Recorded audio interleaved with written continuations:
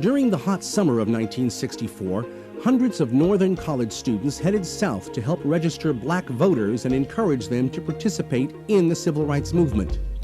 Although blacks legally had the right to vote, many local and state officials used poll taxes and literacy tests, as well as intimidation and violence, to keep blacks from registering. The civil rights workers who came to Mississippi set up freedom schools for black school children and organized registration drives throughout the state. 3 of those volunteers, Andrew Goodman, Michael Schwerner, and James Cheney, were murdered after investigating a church fire near the town of Philadelphia. Their bodies would not be discovered for another 6 weeks. Their murders focused attention on voter registration and the need for national legislation to deal with the issue. In early 1965, following the murder of a young African-American demonstrator in Marion, Alabama, Martin Luther King's Southern Christian Leadership Conference joined forces with SNCC, the Student Nonviolent Coordinating Committee. Together, they planned a mass march from Selma, Alabama, where only 2% of blacks were registered to vote, to the state capital of Montgomery. Nearly 600 marchers got as far as Selma's Edmund Pettus Bridge, only to be confronted by Alabama state troopers.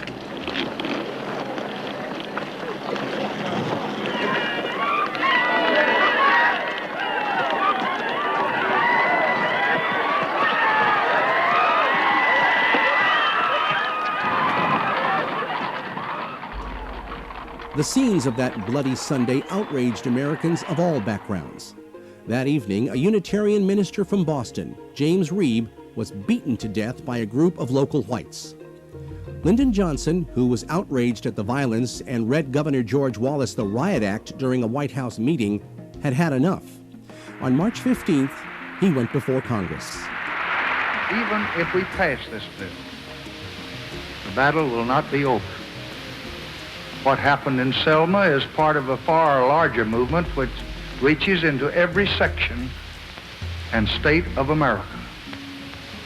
It is the effort of American Negroes to secure for themselves the full blessings of American life.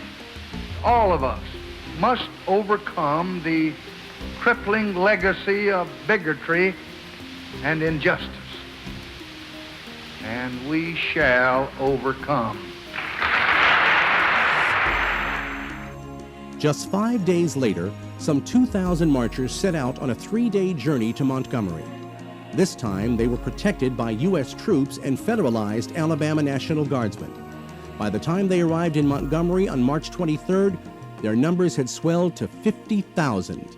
I know you're asking today, how long will it take? Somebody's asking, how long will prejudice blind the visions of men?